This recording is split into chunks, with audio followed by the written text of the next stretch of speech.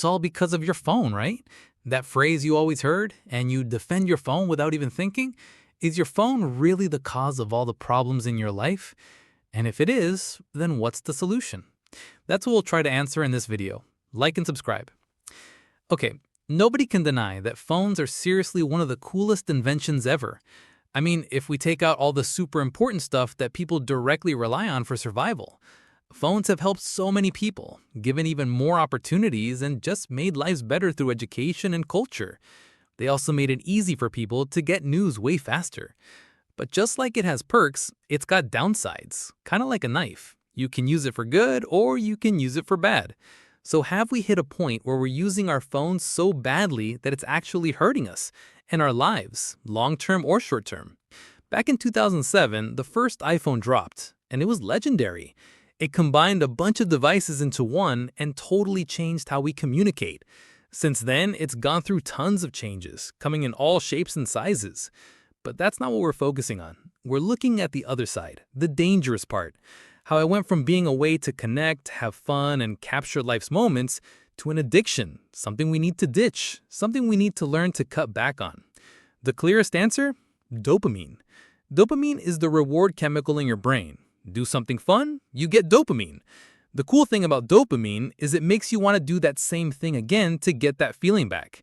Doesn't matter if it's right or wrong, your brain just cares about getting that dopamine hit. Companies know this well, which is why they use a bunch of tactics to keep you hooked on apps for as long as possible. One of those ways is like gambling. It's the idea that you might win next time and make up for everything you lost. Might sound weird, but let me explain.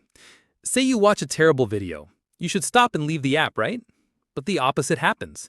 If you scroll down, you might find a better video than the one you just saw. So you start scrolling and you might find that one video you've been looking for. Or maybe it's another bad one. And the cycle just repeats. You scroll more and more and an hour or two flies by and you're just stuck in this loop. Every now and then you hit exactly what you're looking for, whether it's a useful video or a funny one, and you get that dopamine rush. So your brain automatically wants you to go back into that same loop again because you got a result. This messes with your brain in a crazy way. It raises your expectation bar, so your brain only releases dopamine for more intense stuff. Then all the normal things you do every day just become super boring. This lowers your enjoyment of regular activities, and it gets hard to do the tasks you're supposed to do, like studying or working and finishing what's on your plate. It becomes easy to just pick up your phone again to try and get that same hit. This also affects your focus. In 2003, human attention span was around 12 seconds. By 2015, humans reached 8 seconds of focus. To give you an idea of how low that is, a goldfish's attention span is about 9 seconds. This is a problem because you'll become super sensitive to boredom. If you look at the cycle of life, a huge chunk of what you have to do is boring, but you gotta control your mind and get it done, whether it's work or studying. We all agree that time is flying by at an insane rate. Days are chasing each other like we wake up to a new year every day. In 2020, if I told you to take a 4-year course, you'd say that's too long. But now, if I ask you how the last 4 years went, you'd say they flew by. That same feeling repeats every year. That's why it's super important to follow these steps so that when the next 4 years pass, you'll have done something you never thought you'd accomplish. The first and most important step, you need clear goals in life. Have you ever asked yourself why you're even here in this world? I'll make it short and give you the answer. It's right there in the Quran. And I did not create the jinn and mankind except to worship me. So you're here for one purpose, to worship Allah. That's the foundation you build everything else on in your life. And if that foundation is bad or weak, everything you build will fall apart, if you even manage to build anything at all. How can you save your life if you don't even know its real purpose and what makes us different from all of the creatures in this universe? That's why the first step to saving your life from your phone is to sit with yourself and check your relationship with Allah. Identify what you're slacking on, prayer, fasting, charity, and what new habits or acts of worship you want to add to your life. After you list all that stuff, we'll start focusing on the rest, like how to create daily tasks for yourself that keep you off your phone.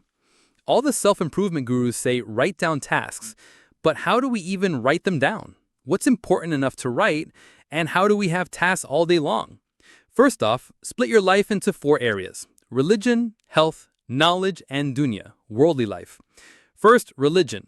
Write down extra tasks that bring you closer to Allah and things you want to commit to, like duha prayer or qiyam al-layl, reading a portion of the Quran, or an hour of memorization and review, or an hour reading a book on hadith, tafsir, fiqh, or any religious science so you understand why you worship Allah.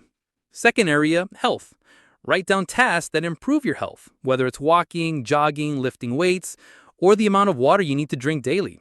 Ask yourself, what action can I take today that will benefit my health in the future?